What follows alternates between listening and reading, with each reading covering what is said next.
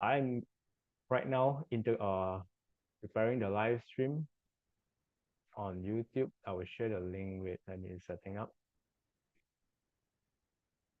I'm right now into preparing the live stream. Okay, so there is the link. We'll just test it. Okay, it's working. So I've pasted the link at the chat box. So any of your colleagues or the event organizer for this session, just please notify your colleagues or any other people that they couldn't access. Watch it on YouTube. It will be live stream as well. So this basically will be my agenda, my structure of my entire presentation for today. Hold on one second, one moment. Let me pick up. I'll start off by sharing a little bit of the background of AI. So even though I'm not an expert, but like I say, I do read some of the articles just to keep myself updated throughout the years, like how AI actually evolves into what it is today. So we'll touch a little bit on some background. What is AI for the interest of people that are completely new? And I'm trying to use a lot of more like examples and metaphors so that it will be easy for people to understand as well. So like I said, I'm not from computer science background. So if you're someone that uh would you have an bachelor or PhD in AI, you probably knows even much more detail like what is the I basically will use a lot of common terms like generalized AI, machine learning, but I'll keep it simple so that everyone can understand. Then after that, I'll move on to some of the how AI powered information retrieval works, which we take a touch on generative AI. We talk a little bit about how is the difference between task-specific AI and, as we know, ever since ChatGPT arise, every single month you basically heard there is a new AI tool, a new AI company that trying to approach or sell something to researchers, right? So how do we differentiate? So I'll showcase some of those. Talk a little bit on that. Then after that, the next topic I'll talk about how do you integrate AI into your research workflow. And last but not least is about best practices, ethics. So whatever AI that we are talking about, at the end of the day, it will triggers a lot of issues and it might triggers a lot of issues at the end of the day. So best practices, ethics, acknowledge how do you acknowledge AI? That will become the final sum up of the entire presentation. Now I'll leave some time for Q&A. And after the Q&A, I'll also I'll spend another 15 minutes time to showcase how we can actually help and produce much more content that could supply the knowledge and uh, providing any services that you need to support your entire research workflow. Okay, so let's jumpstart to our this topic. Background. AI is not something new, I believe.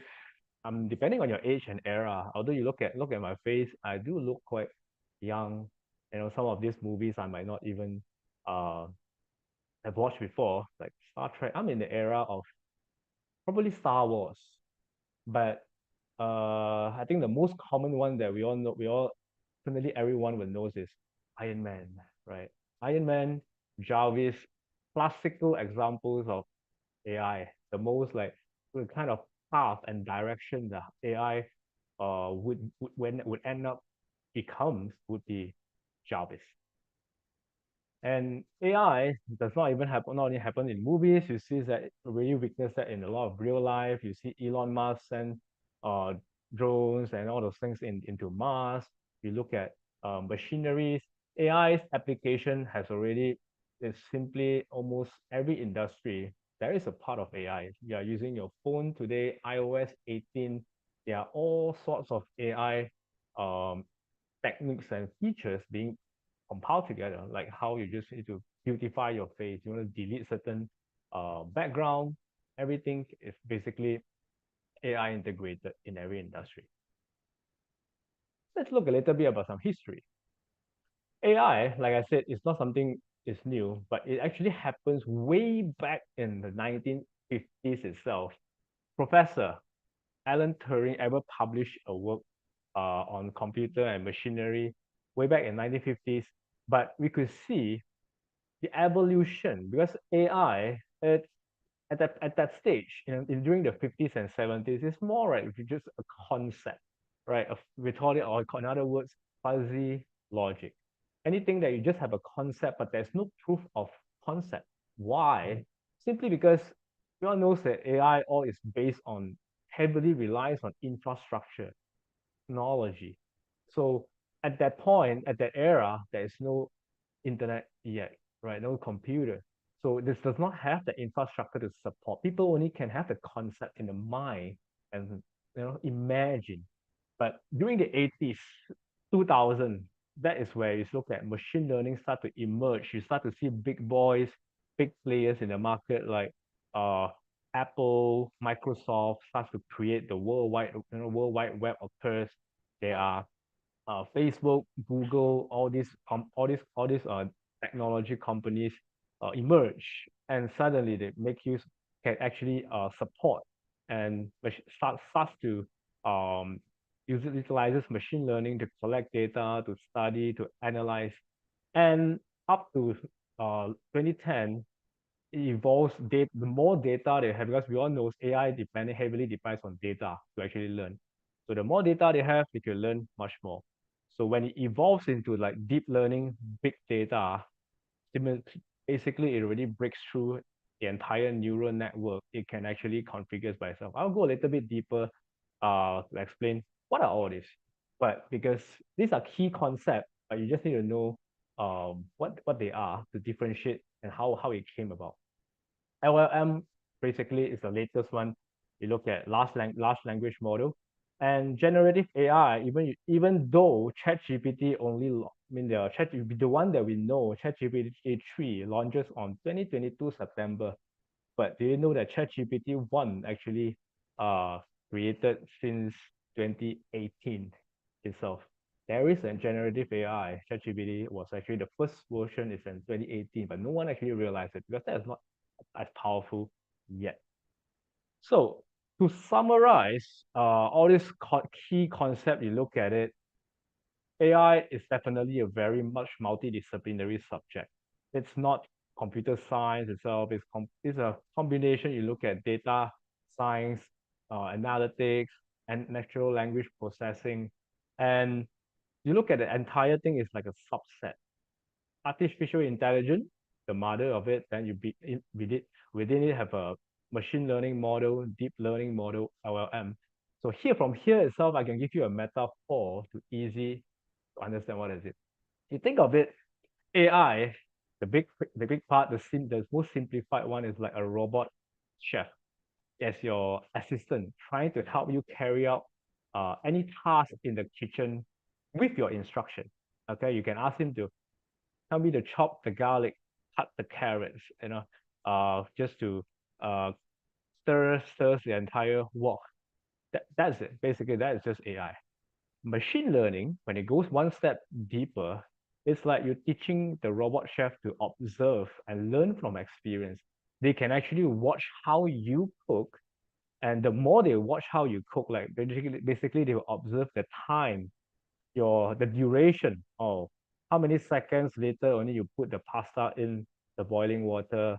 How long do you cook the pasta to get the most perfect texture?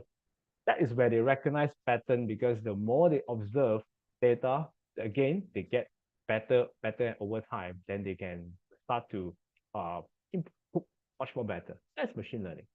And if you jump a little bit deeper into today, deep learning is where this robot, they already have a special kind of like develop their own neural network system that can actually think by themselves without even needed you to give them instruction or watch you to cook. He or she, I don't know whether it's a girl or a guy, but this AI itself in deep learning can actually independently learns by himself, watching like thousands or millions of cooking videos, reading millions of books, of cooking books to actually create their own recipe. That is why it becomes like it can really like think and imagine and create like how an ordinary human brain works. But the question is, they have all this knowledge right now. How do we actually make it communicate to human beings?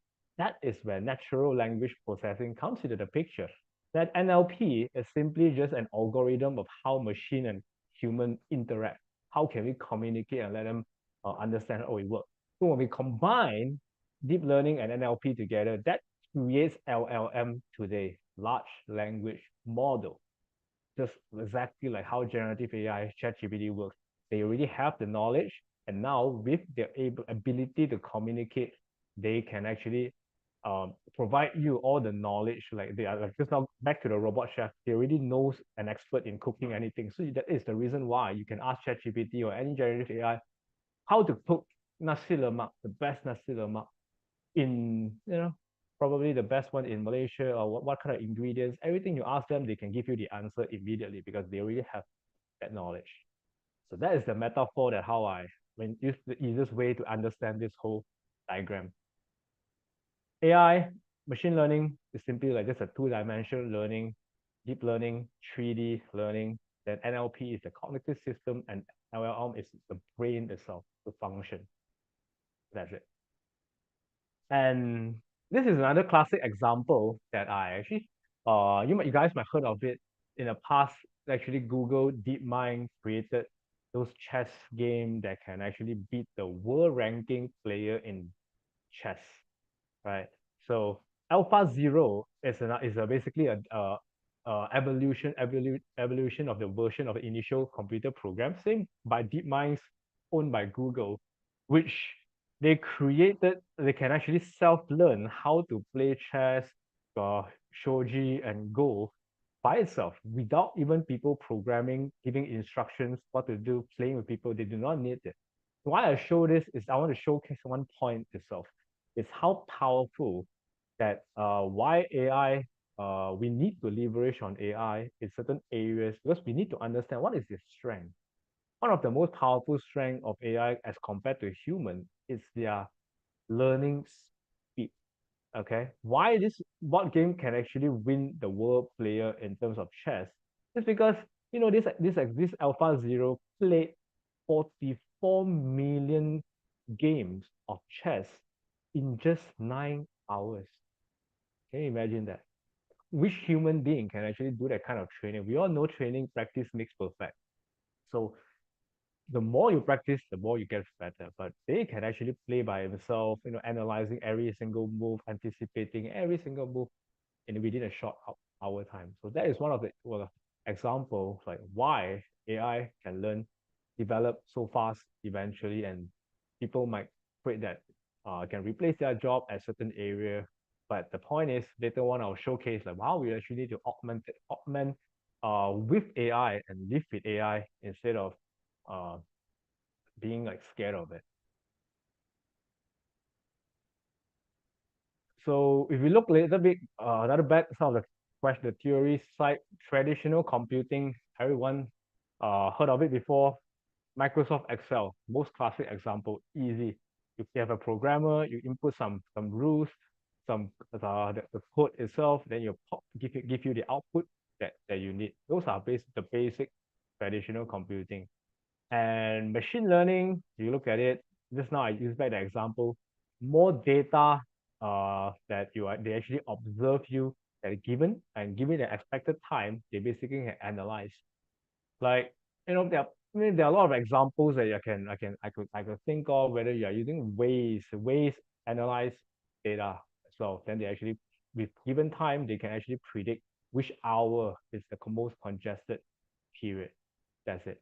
But you need to know there are three components here. One, learning the content. So where do they get the content?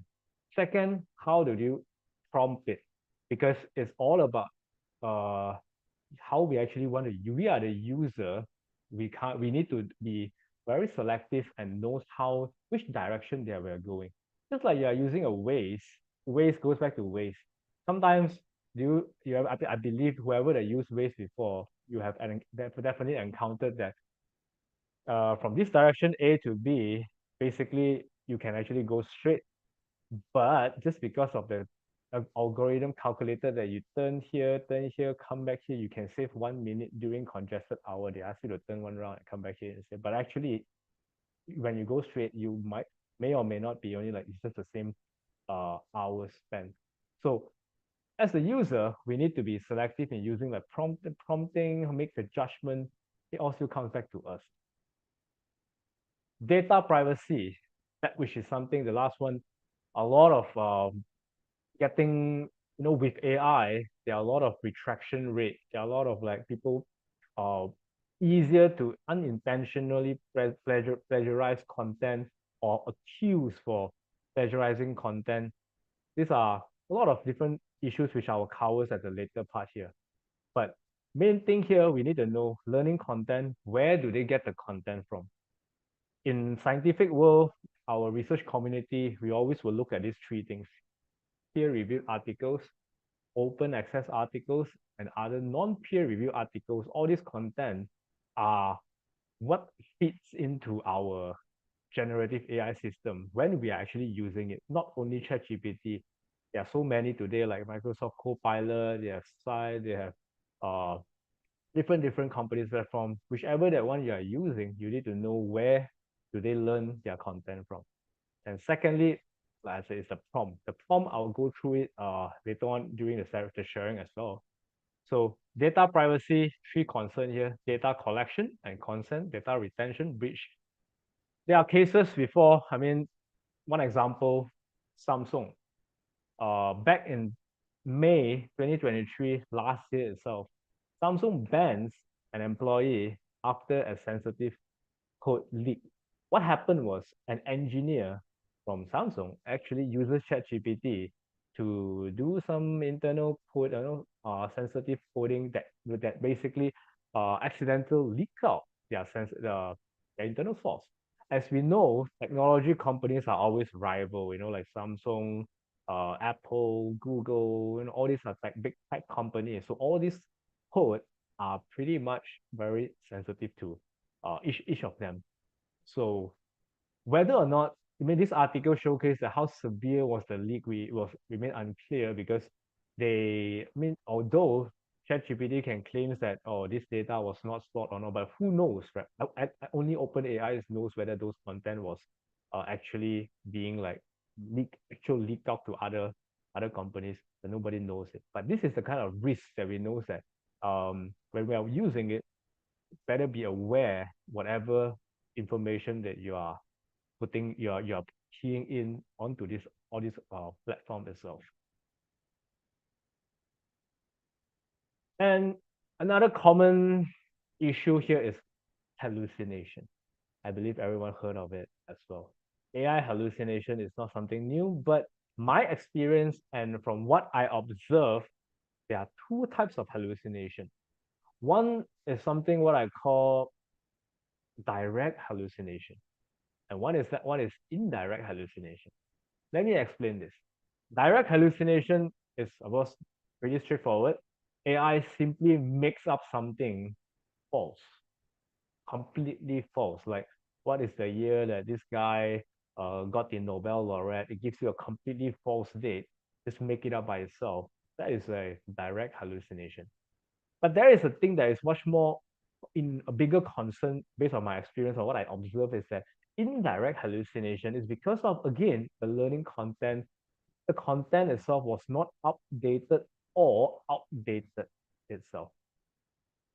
To give you an example, uh, let's say today a tourist came over to Malaysia and asked ChatGPT, where is the best nasi lemak in 2024 in KL today?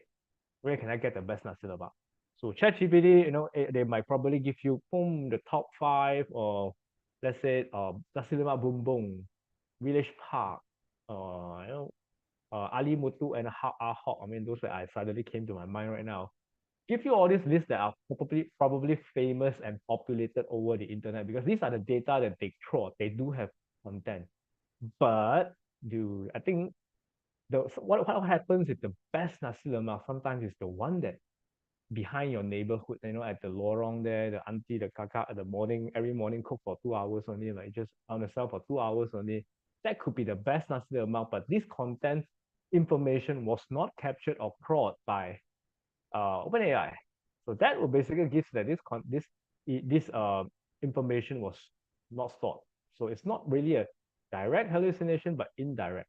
Again, come back to the research community. We all knows that research scientific content can be outdated pretty fast. Something that was like probably, especially like in material science, every 2 years, your content might be probably already outdated. The data must be probably is already you can't use that data anymore. So these are the kind of content heavily reliant, like how the how the AI captures data and learn content, something it causes this whole hallucination issues. And as you can see, the next slide here, oops, why is it not? Even Nature, there's an article published before this last month itself. They also claim that bigger AI chatbots more inclined to spew a lot more nonsense that people don't always realize. Because everything that AI produce sounds so good, sounds so convincing. People that truly 100% automate and rely on AI without any like further check, at the end of the day, it spills a lot of nonsense and actually uh creates if you look at the retraction rate, even in nature, it's pretty getting higher and higher as well. A lot of countries. So okay, that is basically an opening of the background. So now I jump a little bit deeper into how AI in retrieve information for the research.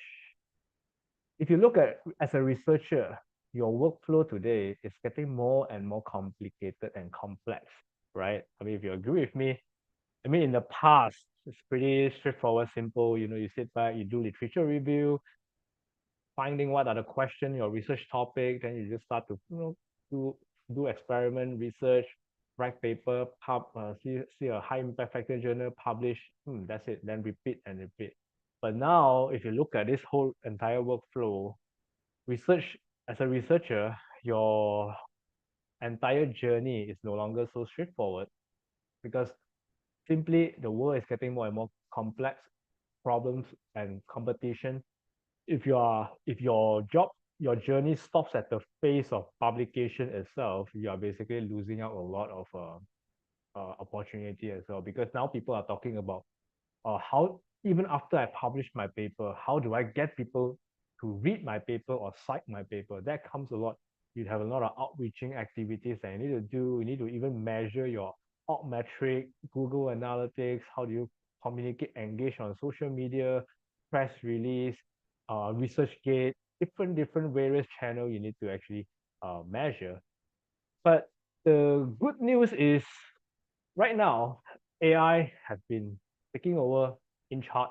So almost every section of the journey, you actually have an AI tool that can actually support your workflow to ensure that your whole can save your time and you can work more effectively. So I won't run through, of course, every single tools, but I'll just run through the couple that we have curated and used a lot. And again, I thought that it would be useful to you guys can use it as well. But why are we even using AI tools today? So we can take a look about some roles and benefit of AI. Just now, remember I showcased that we need to understand the pros and cons, like what are the things that AI can do better, can save our time. Data analysis, definitely we can't compete with AI. That's why I showcased the example early on, Alpha Zero, which they can play 44 million games by itself within just 9 hours. So why are we actually competing with the robot that if we want to do data analysis by ourselves? We can outsource it to AI. And a lot of like repetitive tasks, data entry, tasks that are uh, basically repetitive, you can just outsource it to AI. Why? Because that will improves your accuracy by minimizing human error. I mean, human error, this is something that we are all human. We have emotions. We will get affected and we will get tired. imagine if like you are keying in 1,000 or 10,000 data entry on your Microsoft Excel manually, right? The chances of you making a human error, like clicking a wrong number, it's pretty high itself. So these are the kind of tasks we should simply like outsource and keep in charge of the whole flow, outsource it to them. But that will actually brings up when there are so many, when people look at all this aspect, the benefit of AI. What there's another problem. I came across another article like recently as well. Like, what is the biggest problem when people get like, wow, they see like feel fascinated. AI can do so many things. Like we push everything to AI. What is the problem? So I came across this article which is quite uh funny. So I just wish to share, which is this lady, uh Joanna. Joanna is actually an author and video game enthusiast, and she claims that I want AI to do my laundry and dishes so that I can do my art and writing, not for AI to do my art and writing so I can do my laundry and dishes. So that gives me something. I felt that why I felt it interesting is that people are sometimes looking at AI, using AI at the wrong intention. They sort of like using it as a shortcut, just simply to like replacing their whatever that they're supposed to do. That the kind of creative part. That is why it creates so a lot of issues and common question that people often ask me like, hey, is it how do I avoid plagiarism detector? Turn it in, got those like AI checker, AI writing checker. How do I avoid it? Should I paraphrase this or ding ding ding ding ding?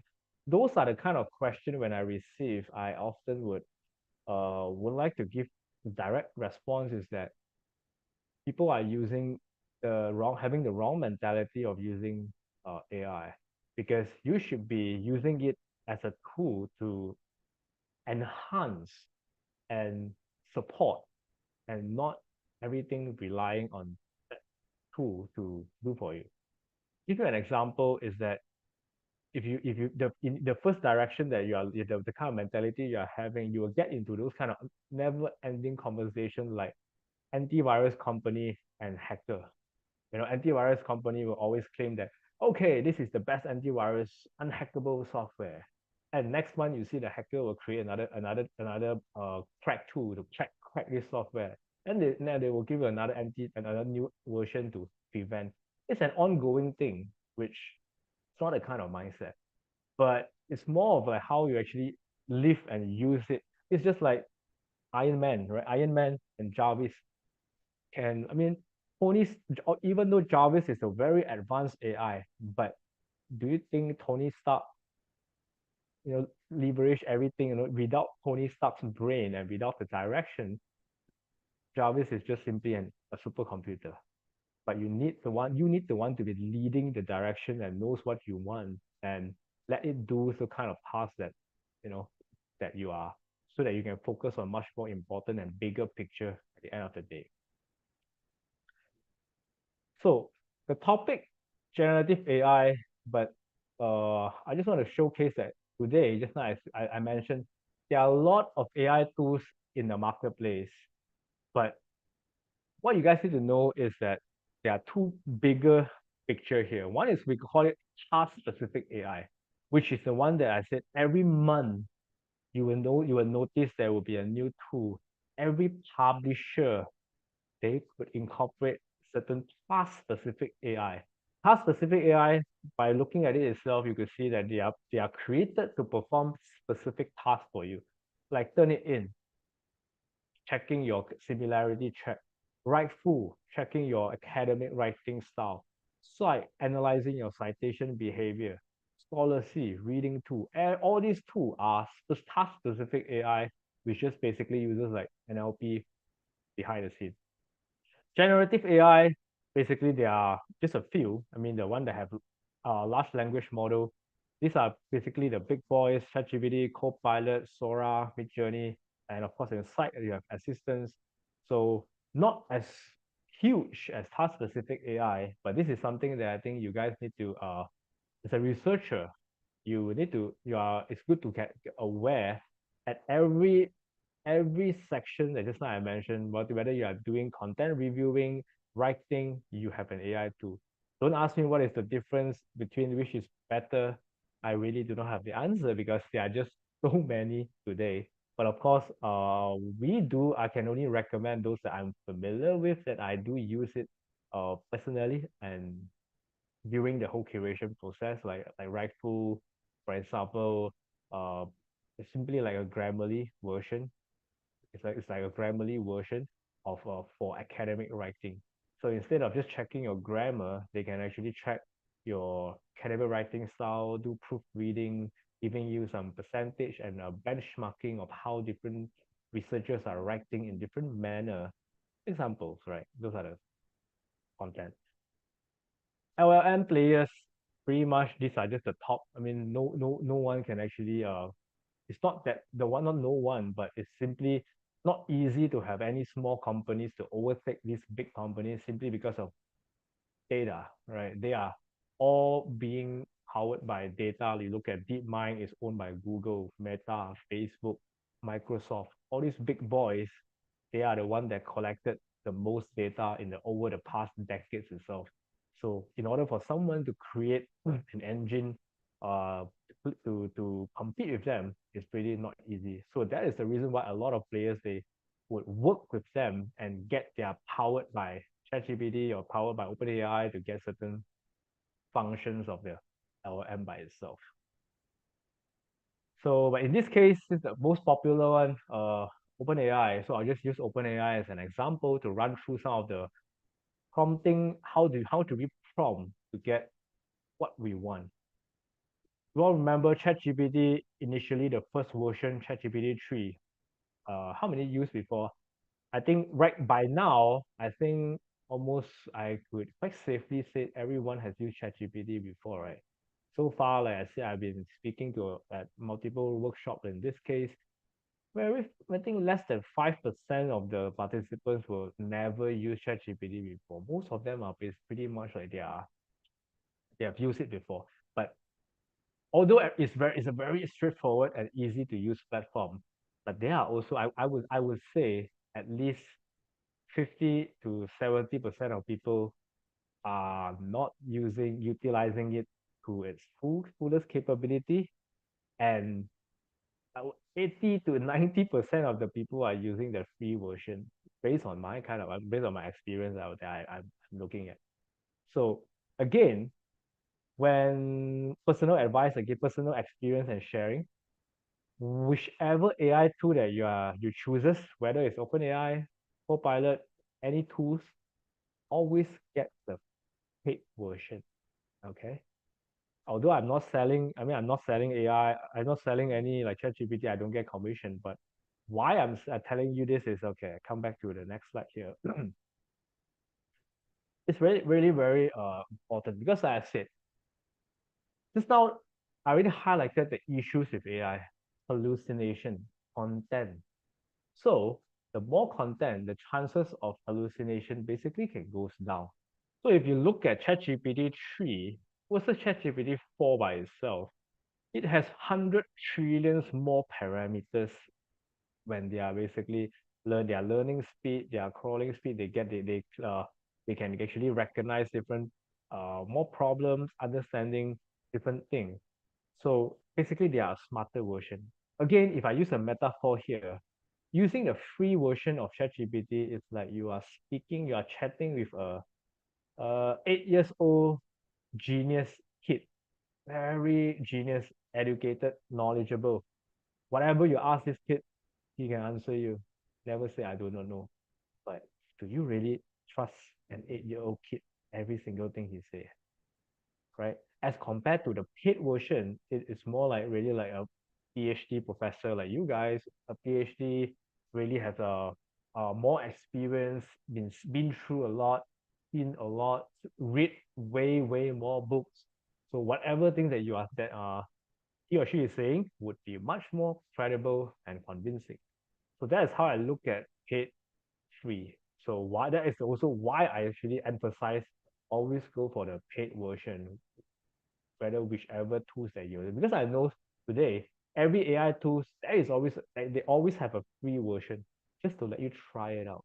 But in order to maximize the usage and of it, definitely go for the paid version. After all, I mean, if you look at it as a business point of view, every company wants to earn money. So how much can you think you can get from the free version? They definitely just want to lure you. So especially when you're using it for scientific writing, scientific like knowledge, all this content is very important. Avoid hallucination. So this is some examples like about hallucination that personally I encountered before, experienced before. So this is like last time like, I used ChatGPT, the free version itself. You see, I asked it to summarize a paper from this link itself, this DOI. The first attempt, we look at it like, okay, you see the exploring the effects of climate change, in keyword here is the study area is located in Greece. Okay. So, okay, everything I read, okay, sounds logical, but I somehow asked Ichi, I tried again. I summarized again the same paper, same link, same prompt itself. And I realized all of a sudden this paper assessing the climate change agriculture now it end up in Nigeria instead of Greece. So I wow, that is really a direct hallucination that's happening because it's completely same paper, same prompt. The content is very similar, also about climate change, agriculture, but it's just a bit different country. So I tried again, uh, third attempt. Try it again, same prompt. Now they actually shows me impact of climate change or agriculture evidence from China,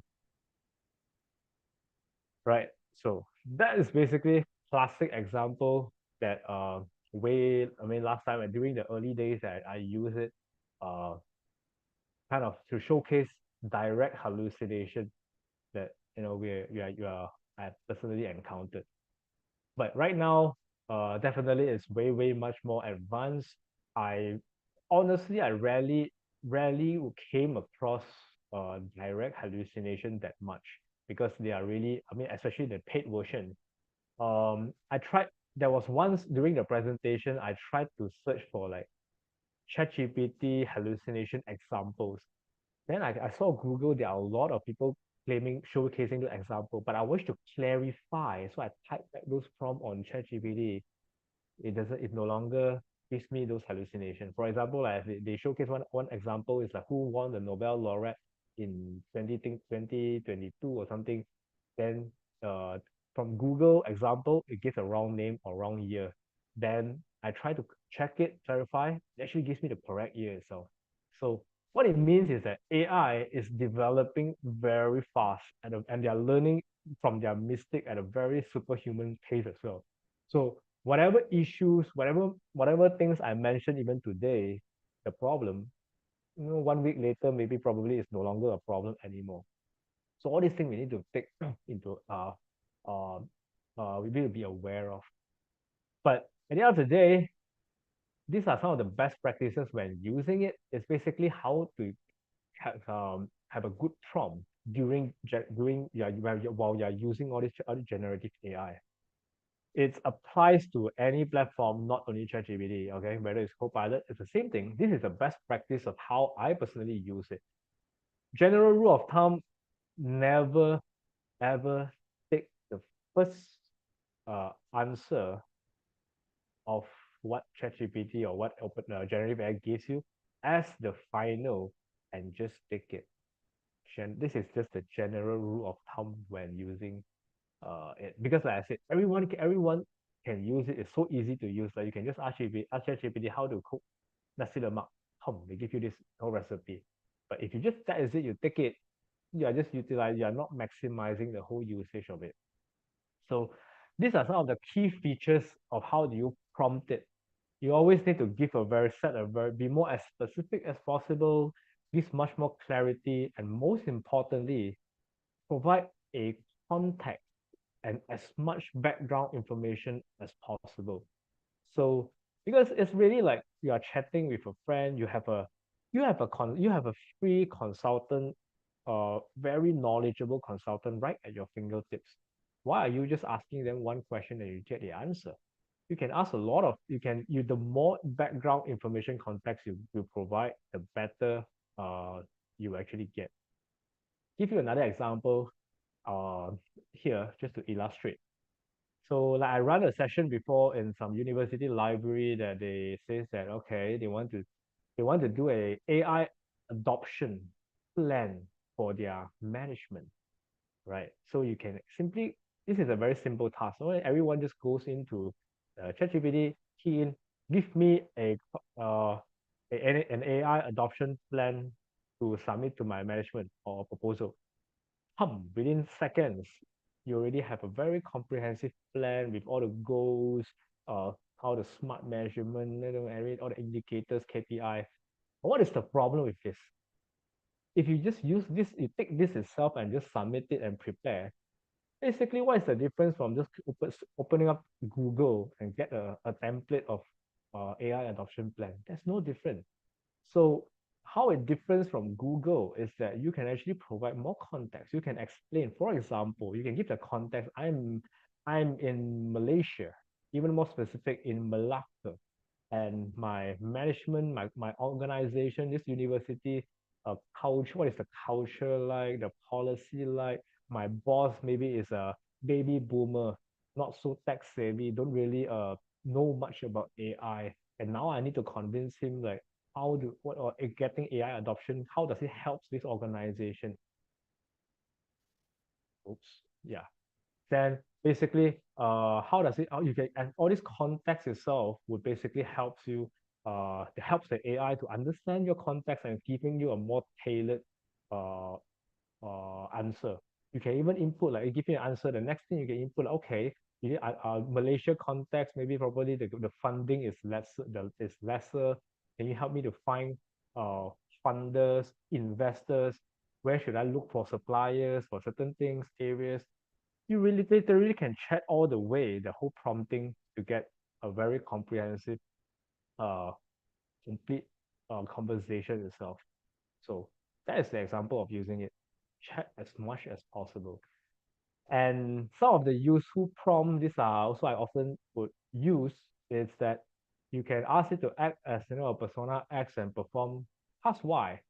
Something like, like if I'm doing a presentation, I'm giving I want to give an inspirational speech.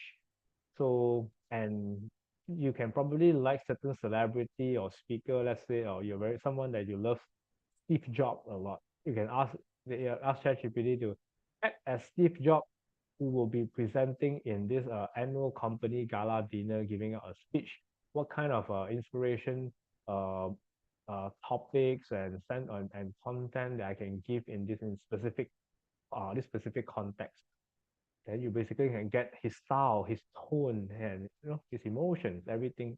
So simply you can even like keep on. I always ask a lot, especially in the research context, because like I said, I'm not. My background is not on the scientific background, but I do read up a lot of like research content to do curation for researchers to make videos. I need to understand a lot of terms, like how do I know what is like like quantum dynamics, quantum physics?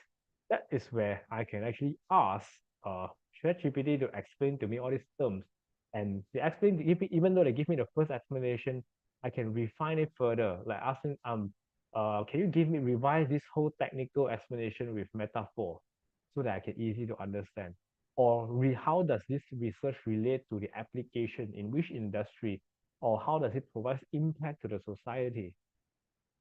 Continuously, non-stop, keeps prompting and prompting until I can become like I can understand what is quantum uh, dynamics, for example. And the next thing, my favorite as well, question refinement. I know as we all people, I mean, natural habit, we do often do not know how to ask good questions. Even myself, I admit that. Like whenever like a speaker asks you any question, people like sometimes rather seldom will ask because they are afraid their question is not good enough or how to ask it. Again, ChatGPT. You can just ask any question you have in mind, throw it up there, and ask it to suggest a better version of this question instead. Like to make it like sounds, it can leads up to much more open-ended explanation from the speaker itself. All these are ways that you could leverage on ChatGPT. Why people say that you use AI to do brainstorming, ideation, is in this direction. Audience persona pattern, explain X to me, assume I'm persona Y. This one, I mean, it's fun to play with as well. Sometimes like some of the jargon is too technical. I can ask it to, oh, explain quantum dynamics to me, assuming I am just an 8 years old kid. So I'm 8 years old, explain to me without jargons, technical. You can actually see how the way they explain all these things in plain language to you. Alternative approach pattern, also again very I love this prompting because we all like backup plan or plan B, right? So I always use this like to anticipate certain plan or strategy. Like what if this is I would say this is my current strategy for marketing, ding, ding, ding, ding, ding, but can you suggest me any alternate approaches, for promoting this apart from what I'm currently doing, or anticipate what happens if let's say this doesn't work, what else can I do? Alternative approach. Your boss will love it sometimes when anything you bet you're well prepared, like other things like anticipate what 10 questions that my boss might ask me after I present this whole presentation to them. Try it, useful prompting. And these are examples, this is like what I've showcased those examples, suggest better version of my previous question, explain quantum physics to me in 500 words, I as a journalist, is there alternative ways to achieve certain things? Again, all these are different examples. So you will find a lot of all these different like checklists or prompt lists on Google. So I wouldn't elaborate much, but I hope you get the idea of using it. It's pretty similar. The fundamentals are all that depending on your context, your clarity, what are you trying to achieve, your direction, and continuously get like prompt to get much more information as a backup, and so that you can get different perspective. All these are the to me the fundamentals itself. The rest of it is all play by depending on your own style itself. So that's basically AI powered retrieval. So now I jump into the next topic here is on AI in research workflow. So I'll talk a little bit on the task specific AI tools that as a researcher, your workflow flows in this whole manner. You start off with by searching. How do you search for content, doing literature review, looking at different analyze different papers, citation, etc. So you have this whole workflow here.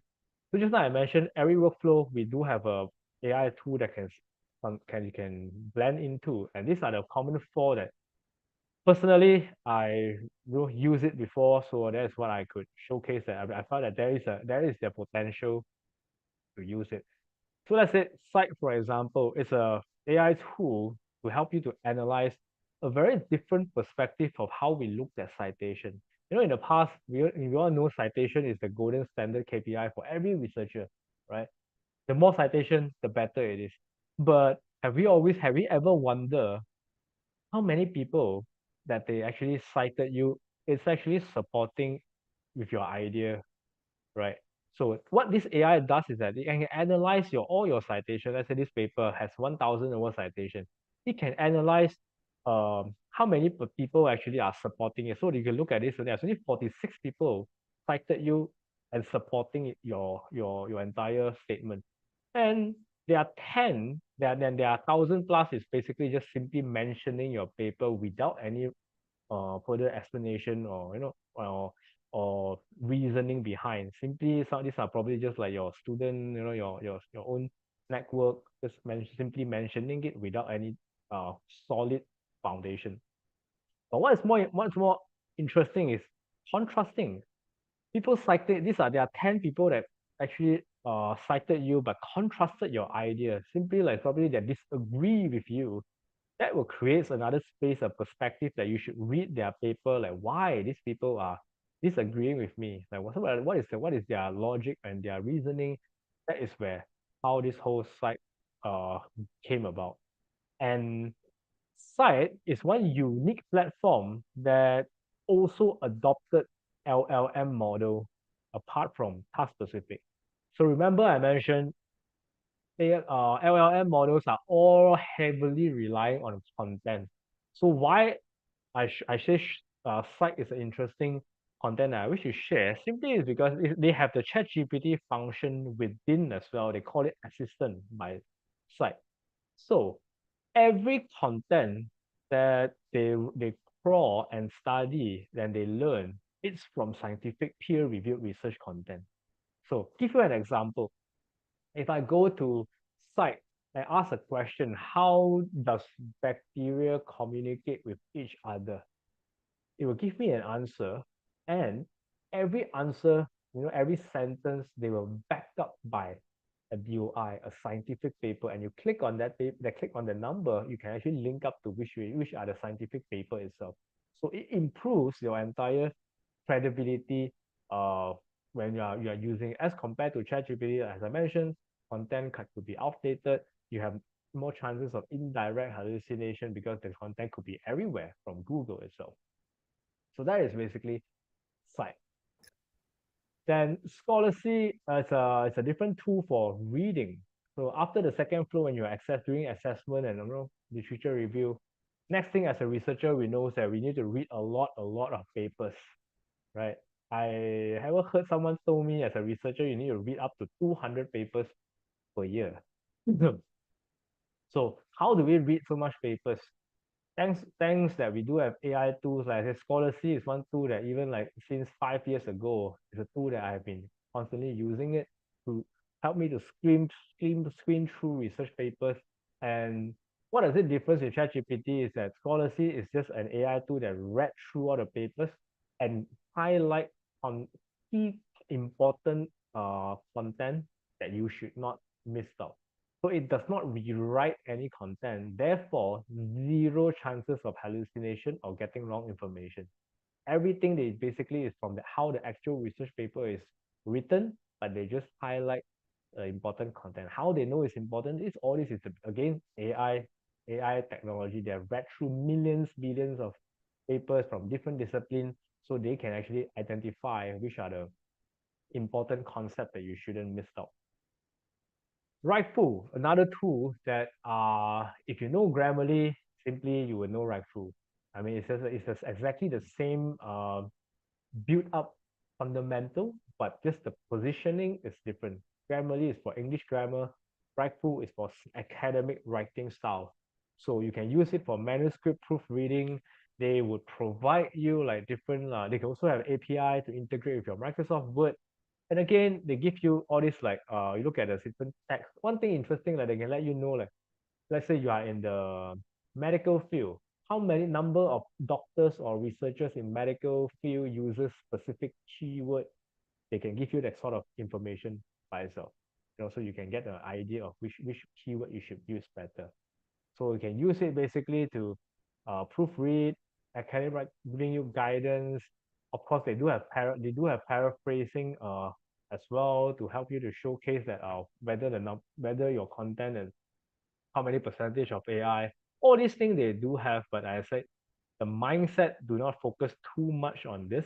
Use all these tools as a guidance, and you are the one that in control, and be the one that have their own ethics while using AI by itself. Last two, mind the graph. Uh, this one, if you know Canva, you simply know mind the graph. Okay, it's the same like Canva.com. You can create posters, graphics, but it's built up for scientific community as well. What it means is that all the illustrations, icons within are all scientific icons. So you can easily just like click all this button. You have all the cells, you have all the molecules, you have all the things to help you to create graphical abstract in an easier manner.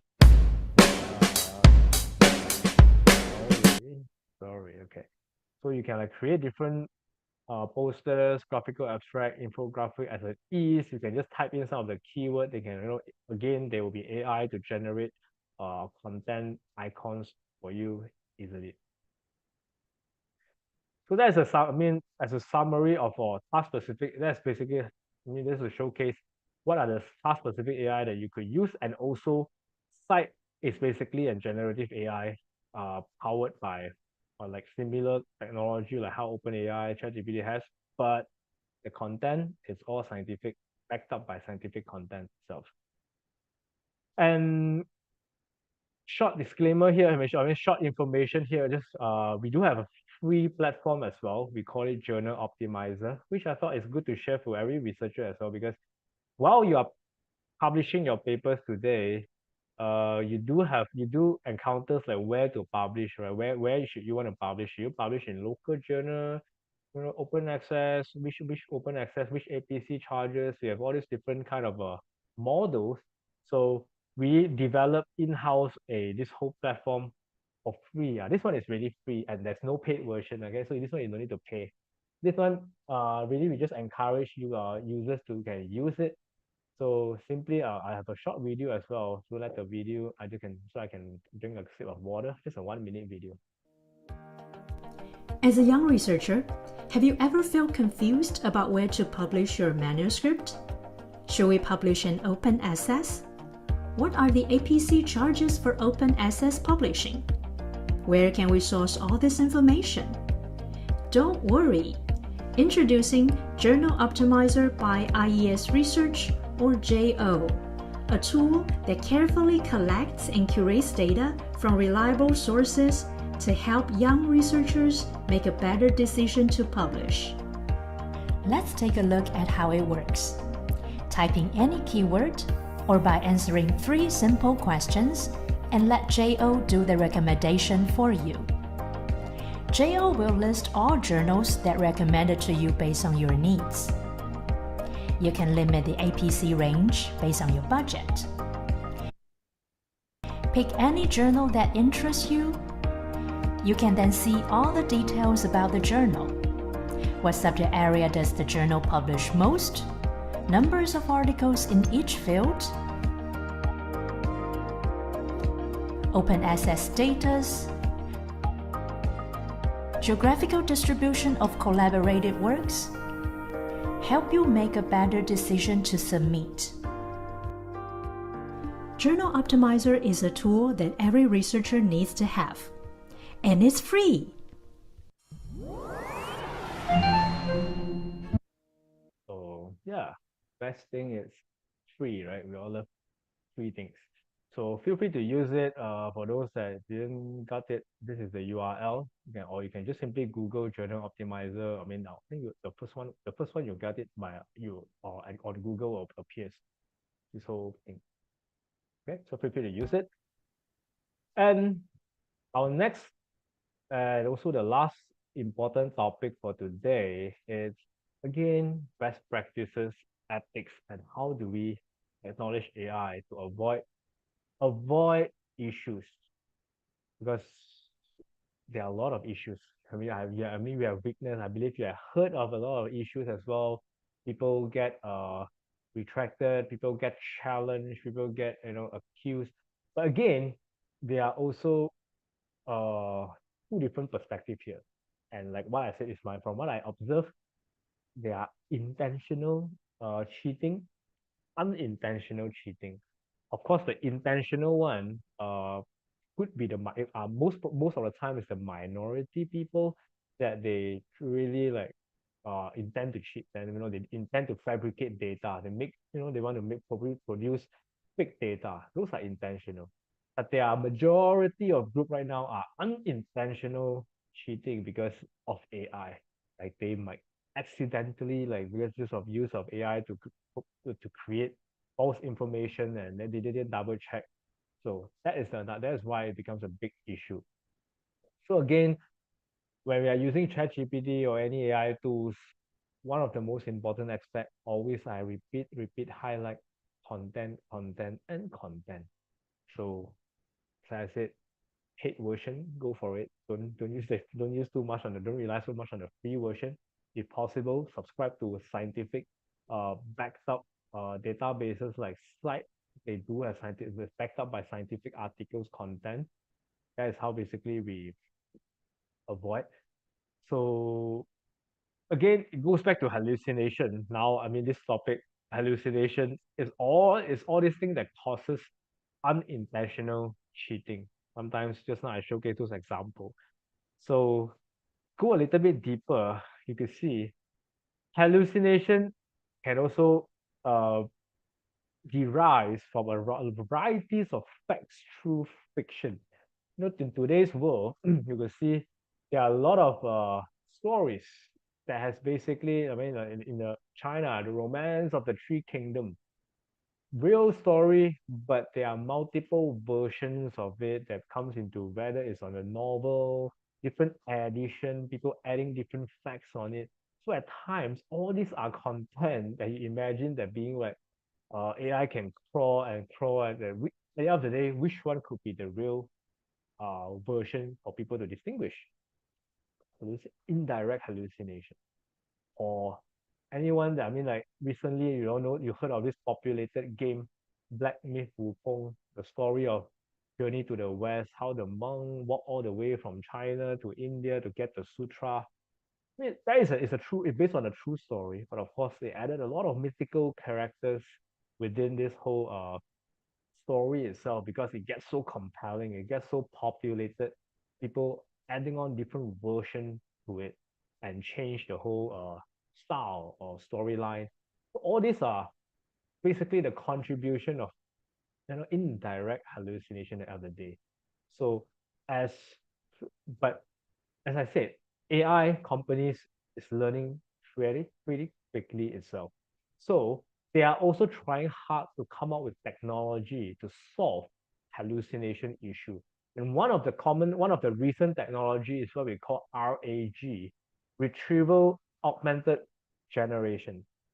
Don't get too confused or hyped up with this whole diagram here. I know it's quite technical.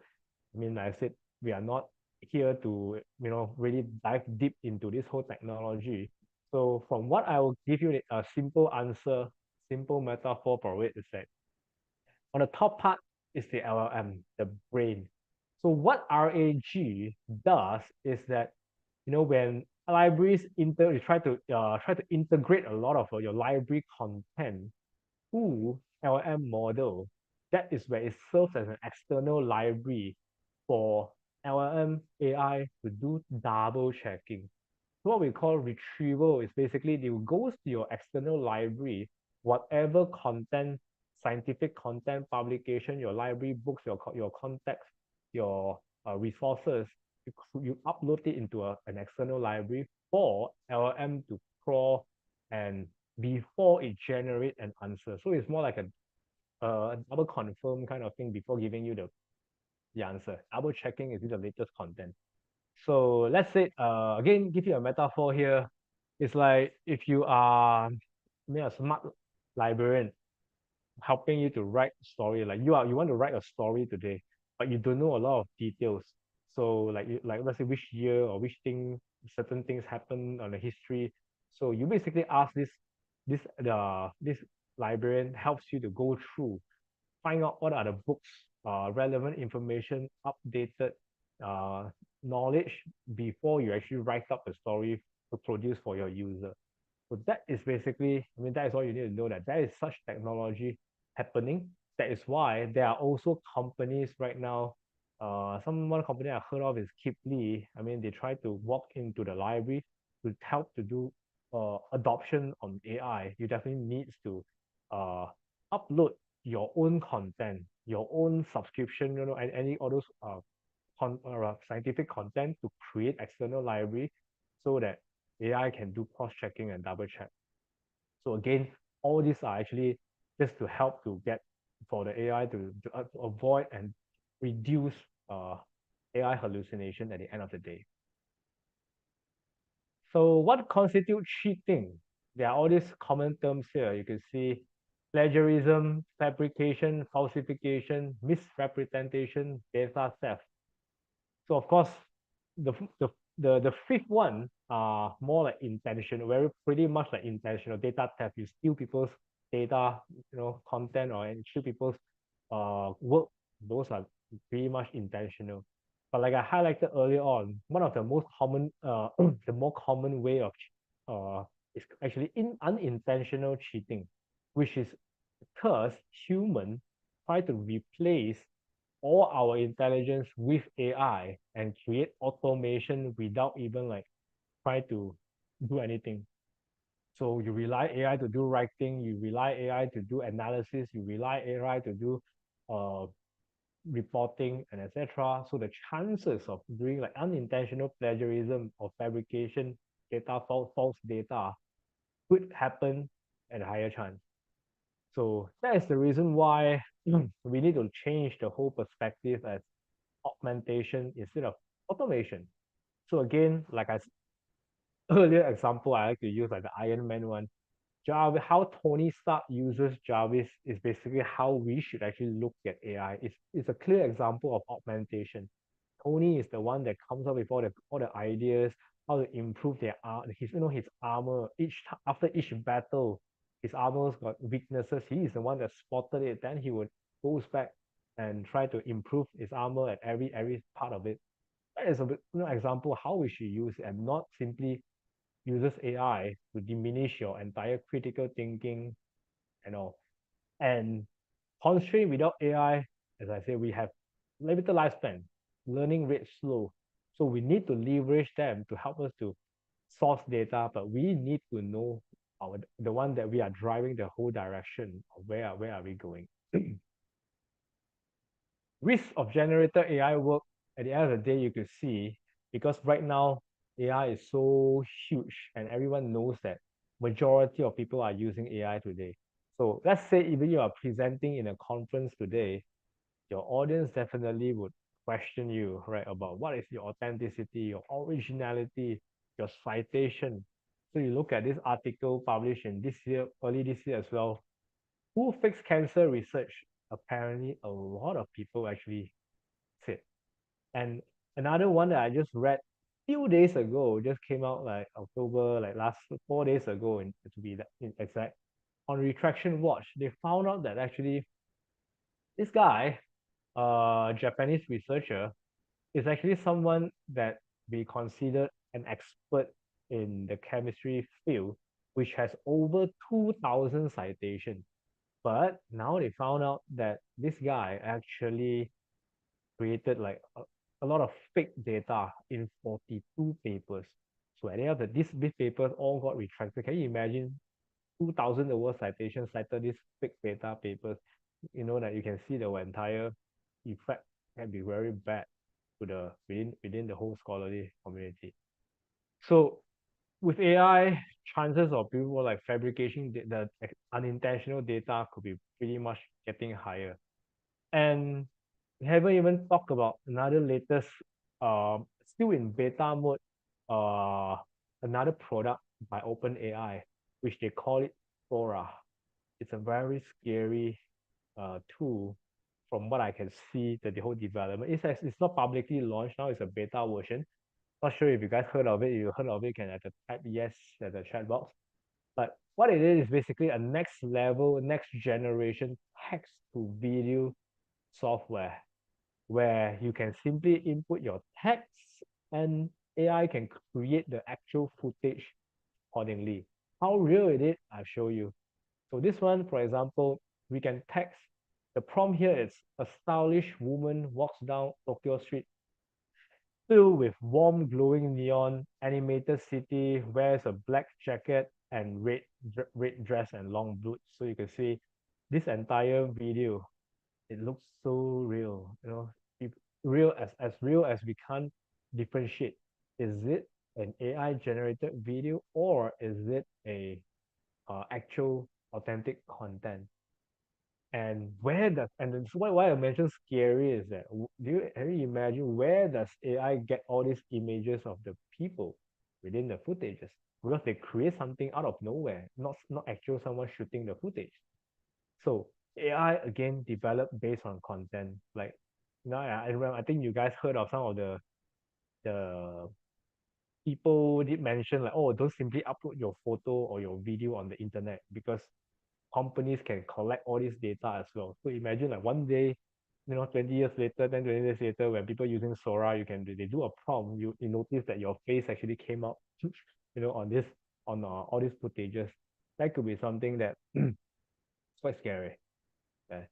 So Wall Street Journal also did, highlighted about this OpenAI Sora when they actually out for beta testing itself. So they do highlighted some flaws when people you are testing out this whole thing. For Do you example, notice anything off in this animated video of a cooking grandmother? Notice the magic spoon that randomly appears and then randomly disappears. Flaws like that can help viewers spot AI-generated videos from OpenAI. so you can see like these are some of the flaws that, although it's a very small, minute flaws, if let's say you are creating a simple story for your own personal social media, that's completely fine. But when we are talking about research content, scientific content, authenticity are always things that people will question about. So that is where even when you are using all these AI tools in the future, these are the points that you need to be aware and careful. Do you notice So good practices with AI tools, these are simply based on my judgment, my experience. As I said, I'm a person that embrace AI even at a very early stage. I'm a technology guy, so I like a lot of latest gadget, latest tech kind of thing. But how should I put it? Let me see. People sometimes will ask me like, is it ethical, to use ChatGPT to even like reply emails? The kind of question like, oh, when why one glance you can see that definitely it's use AI, not he, right? Because his English, not that it doesn't sound like that. This is not him. But towards that kind of a comment, I sometimes will have a different perspective to it. It's like personally, like I said, I embrace AI and I do look at the good side of using AI. Just now the example is basically like I do encounter the example personally before, which is I do have a colleague like in, let's say, in Korea. I know he or she's English is not that good. So sometimes when she write me an email, I stare at that email for like a couple of minutes. I still couldn't like, it's very hard for me to see what or understand what she's trying to say. But with AI, suddenly, wow, so clear, articulated in like so clear and convincing. It's like by once I look at it, I understand what she's trying to say. So if you look at it as a good side, it's a good thing, right? I mean, it helps me to comprehend.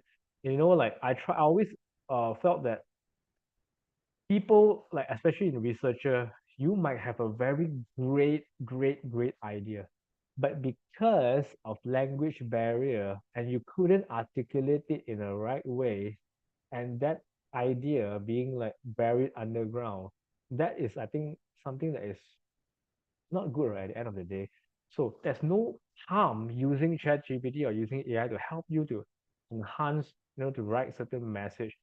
But the point here is that you need to be the one that admit and embrace it, right? You need to admit that, yeah, I'm using.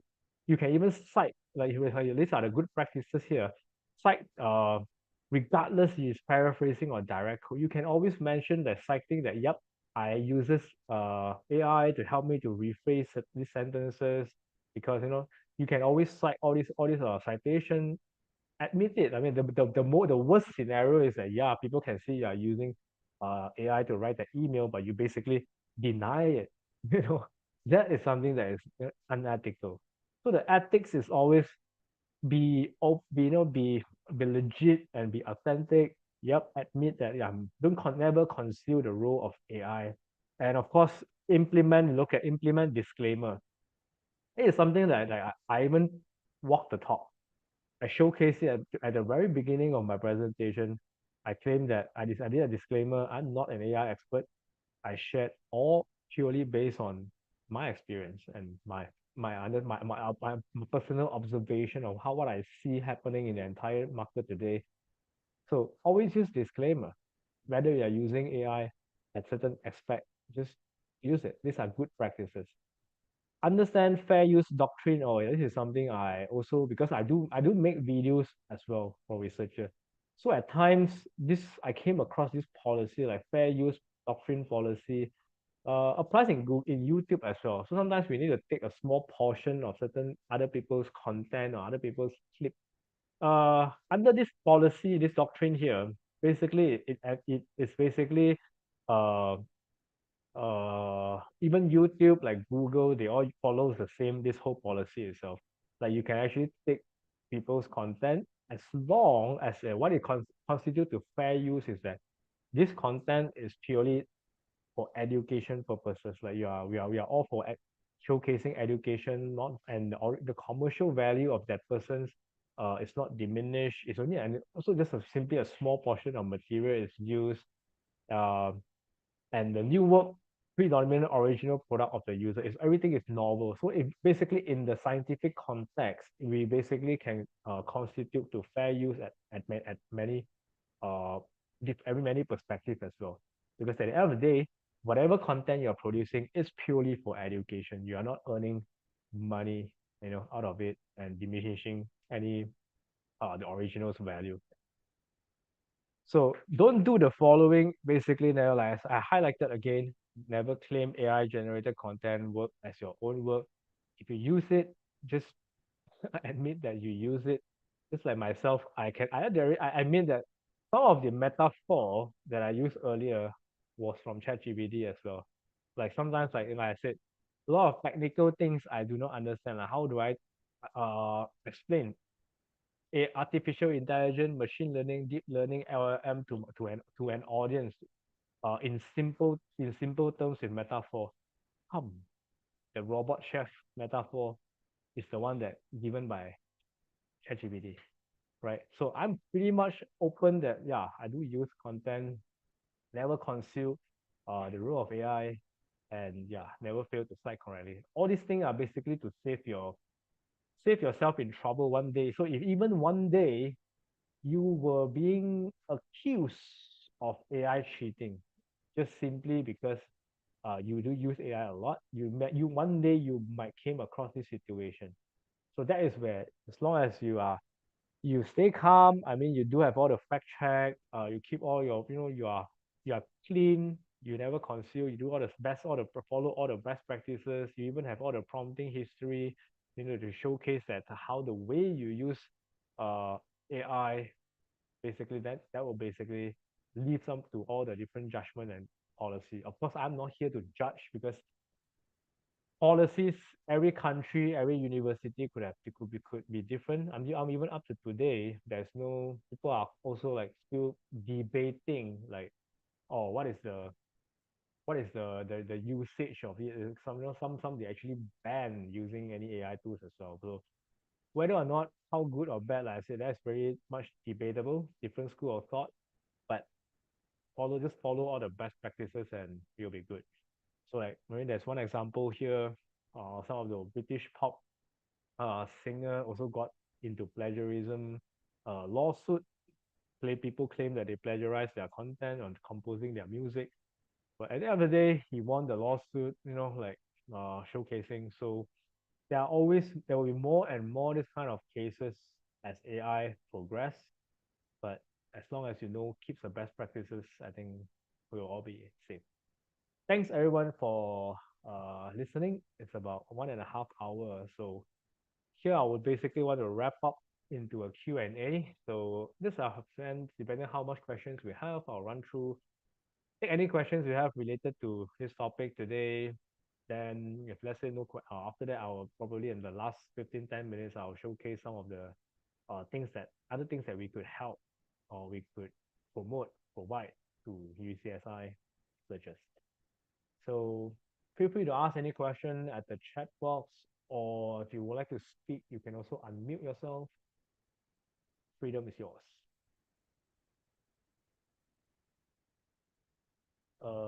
Let me see if there's anyone watching on YouTube. Yep, we have 19 people on YouTube as well. So for those at YouTube, you could also type any question you have at the YouTube chat box.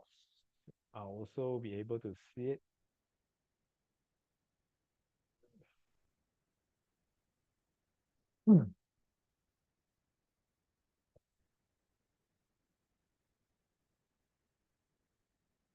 Glad to see, I mean, the good news is all. After 1.5 hours, I still see 97 participants. Not bad. So sometimes running webinar is quite, I know it's quite tiring at times. So especially looking at the screen, even myself personally, if I attend webinar, usually my limit is just 1 hour. Anything after 1 hour, I also will start to doze off a little bit and multitask or I'll be doing other things also. So yeah. Any question? Oh, we have one question, right, by Siu Si Ling. What do you think about AI replacing our job down the road? Is it highly possible? Wow, this question.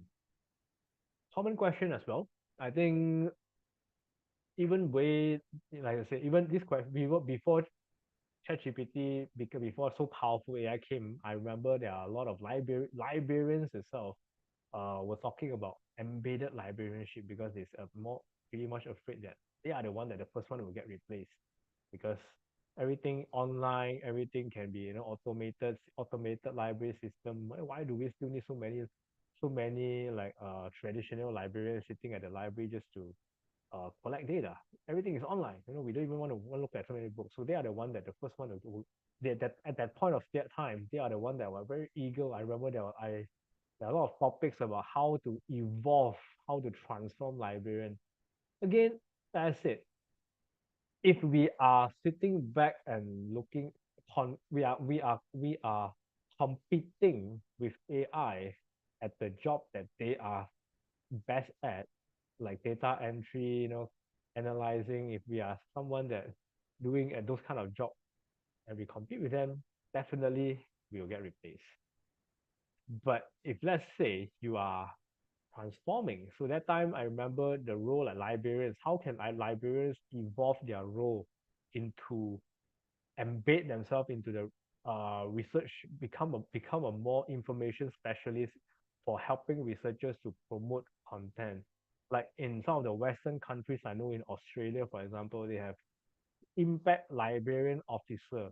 Librarians basically they upskill themselves, no longer just look at subscription databases. They actually evaluate uh, the impact for each multidisciplinary subject as well for researchers, evaluate different different tools, different platform, different channels, more like moving away from their traditional job scope.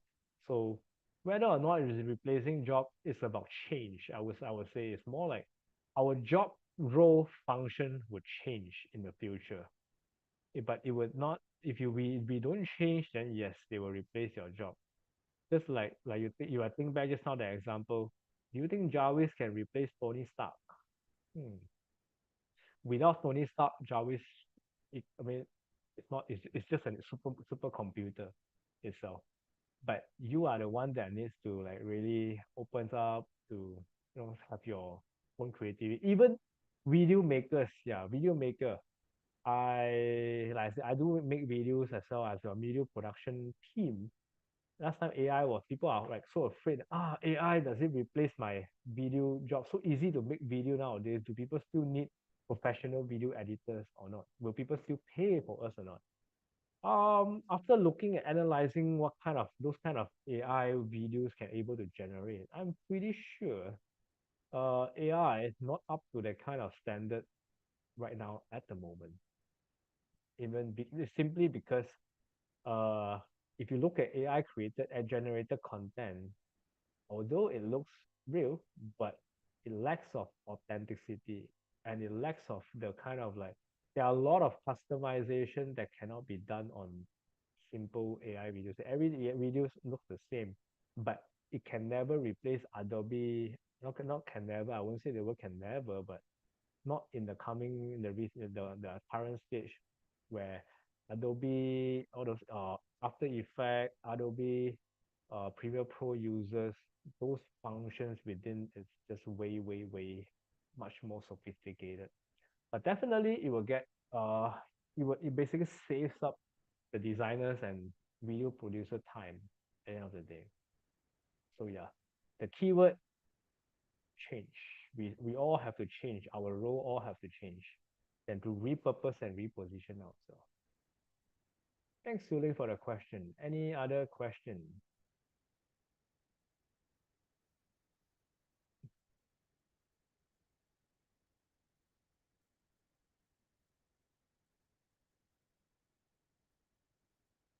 No question. 100 participants, no question. No question. Only one question.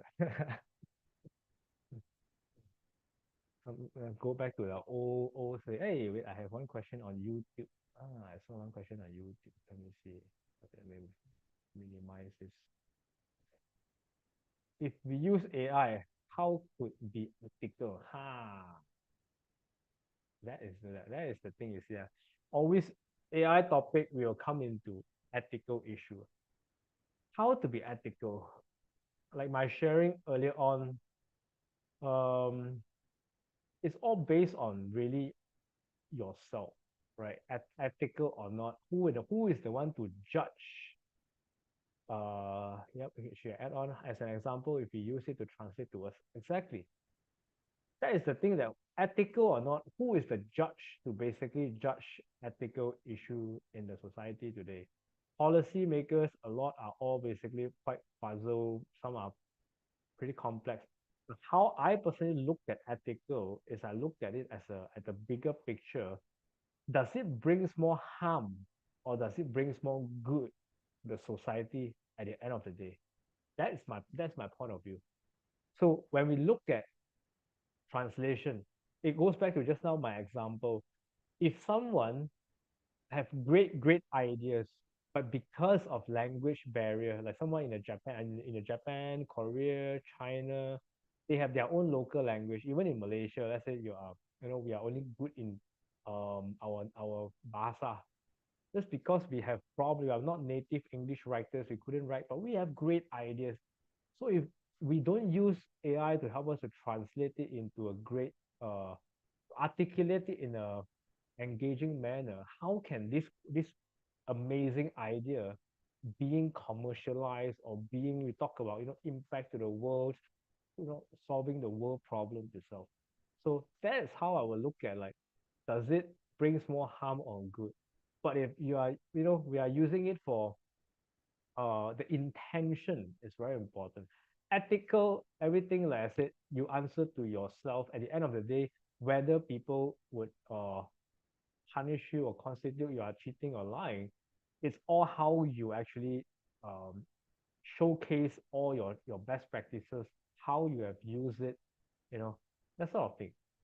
So don't get too hung up with the word ethics, but more on really, like, it's a question to how you answer to yourself as an individual, as a person, that what should you do? We are all living in this world. I always just ask myself this question: does this action that I do, does it brings more harm or brings more good? Definitely, there is always two sides. You can never please any party. You can never please anyone, but you always need to make a judgment that, does it help more people or does it, like, make more people suffer at the end of the day? So imagine, like just now, let's say you have great idea, can save maybe a lot of people, your idea. So you use the translation, convert this whole thing, share this idea. Do you think good or bad? I mean, it's your judgment at the end of the day. I even have someone telling me, like, okay, like, back to the one I want one there was one question during one workshop last week. There was one guy, interesting guy, an IT guy. He is those that are doing a lot of Python coding, enjoys doing Python coding. So he told me, he asked me one question very quite, which I felt like, okay. He says that does using AI diminishes my way of writing coding script, because now everyone uses AI to write coding. So at the end of the day, people might not be knows how to write manually. So that question triggers me one story of personal story of myself. I in Malaysia, I was a technology guy since young. And sometimes when I speak to my dad, my father is more like those that doesn't buy in technology that much. He is those that in an era that that you live in last time, there's no ways, no GPS. You still need to open up the direction book, navigation book to look at maps, right, to go anywhere. So eventually, he is the one that can live without GPS. He's very very great. The last time those people they can, that generation they can actually recognize every road, they look at the landmarks. But I am quite bad at that because I really rely on Waze a lot. Even I go anywhere, I'll open up the Waze, and my reasoning is not because I didn't reckon I don't see the road, but it's just that I want to know more features, like like really like the traffic congestion, whether there are some what happens in front, all those information, the community. I look at all those things that definitely diminishes uh my ability to recognize the road, definitely. But what I think the good thing is that I think of it, it actually gives me more good than bad. It's like I don't recognize the road, does it impact me? Or I utilize on ways I can travel around everywhere around the world, or every place. Also, I won't get lost. So I basically do that kind of judgment at the end of the day, just like using scientific calculator and mental calculation, same thing. So I respond back to that guy and say that if you love coding as a passion, definitely you can code everything manually by yourself. But if you know that AI is when the whole world is using it, and it's not something that you can stop. So if you are avoiding it and not embracing and upgrading the changing the role, at the end of the day, what will happen is that let's say you're going for a job interview today, your boss give this 2% the same task, and this guy use AI can finish the whole entire coding in 10 minutes and submit his work. And you manually code, it takes you 3 hours to complete the task. And if that guy is really good, I mean, what his code is actually the right thing. I mean, there's no wrong issues because he has some best practices to verify data. So the same result, but the time, one spent manual 3 hours, one spent 10 minutes. Who do you think the boss will keep? That's the question that like goes back to him. I ask like, always evaluate, does it brings more harm or brings more good? You don't really think in a sense that like uh avoid or what. I always just look at it, the benefit, the cost versus the benefit, and in the long run, what will happen? That's how I see it. Okay. Thanks for the question. Any more questions?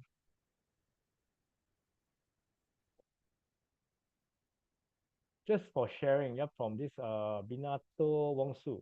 I never imagined that the F&B industry can replace the AI. Who is going to eat food cooked by a robot? But now started to feel worried as technology evolves so fast. Yeah, I actually came across one video yesterday as well from Douyin, the China TikTok. China have all those exhibition every year, have a lot of like new technology AI exhibition, and I actually saw they actually showcase the kind of like machine that really very high tech that can cook until not like those kind of like the one that we used to see in the past that just can stir like one dimension kind of like cooking style. Now those robot really can put in a lot of recipe, and they can actually do a lot of cooking that mimics really the whole taste and things as like a real chef. So again, will it replace F&B industry? Uh, I wouldn't say replace, but it will definitely affect.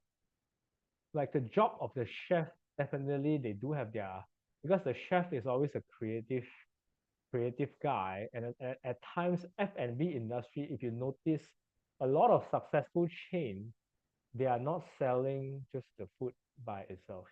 It's the business model behind. of how makes F&B industry successful. Sometimes it's not they cook the food not good. It's just the marketing, the whole branding, the whole business model is wrong. So F&B industry can also like evolve and shit like I mean like even like supermarket. Now in Malaysia, I mean I live in Hatamas area. I'll notice in this area there are a lot of marts that are all automated with app. That there's no staff, no cashier, not no one need to jaga the store. You just go in, scan your face, you can enter the store, take anything you want, scan, pull up the supermarket, and that's it. Even like in a lot of things are automated by robot nowadays because of the technology. So like the app can runs a lot of things. Even like you go to play pool, I also heard of there are some pool shop now. They no longer hire staff. Everything go in, you just scan. The lights automatically open. You can play, finish 1 hour, deduct money from your app, buy. So again, don't really look at how it replaced, but we more look at how the whole industry will be repurposed. It will no longer become how it looks used to be. But people are always improving our role. Maybe there is always new job in AI industry as well. It's like I know now AI diminishes a lot of jobs traditional.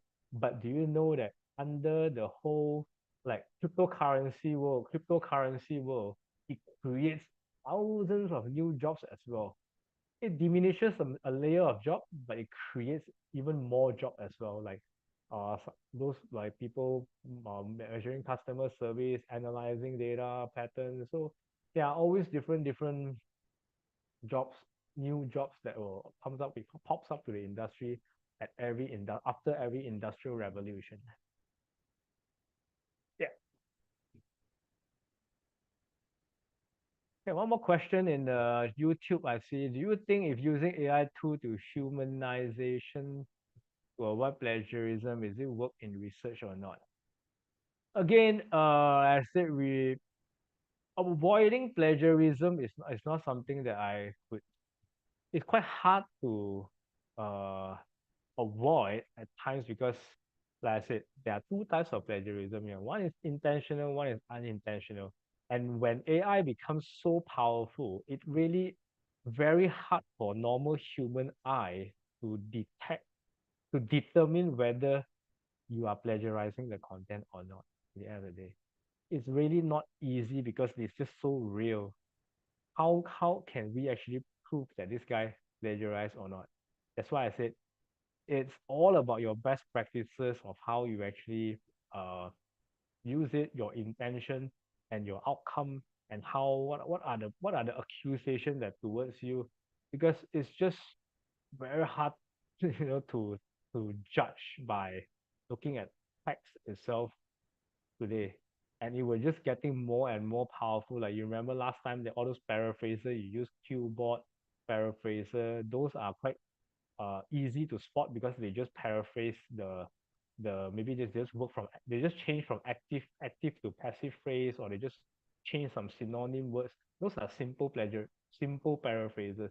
But now AI can really rewrite the whole thing in a really multiple different style, different form, different things. So as a normal human eye, unless it's based on experience, they can they can spot it. If not, it's pretty very hard to see.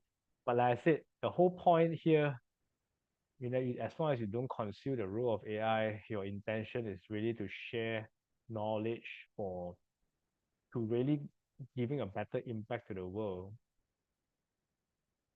Again, I'm not a judge. I wouldn't know, but I said for me it's fine. But you will need to check with different publisher or company policies. That one is something that everyone will be different.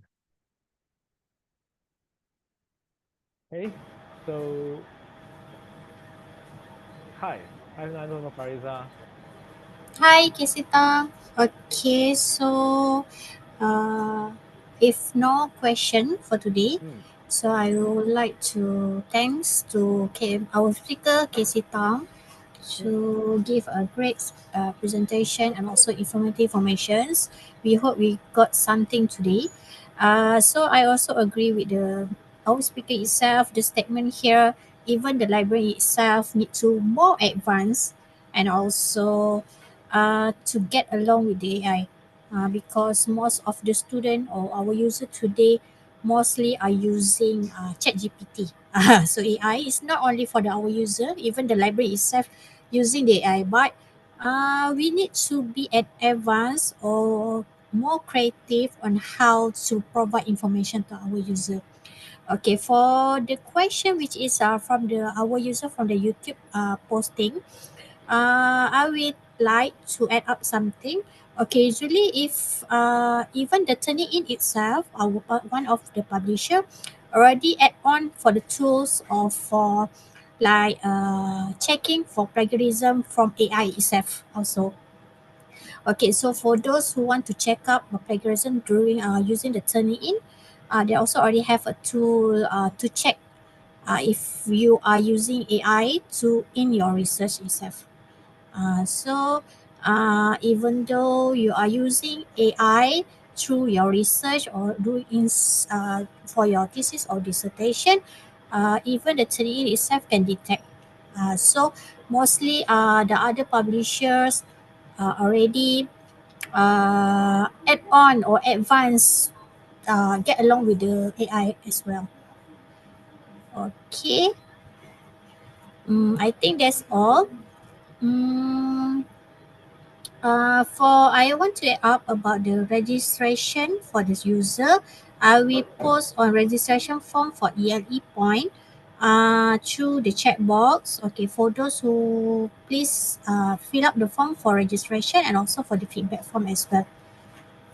Okay, thank you to Mr. Casey Tang for the great explanation and informative informations. I hope we can collaborate in future as well. Thank you, Fariza. No problem. Okay. Thank you, everyone. Take care. Have a nice day.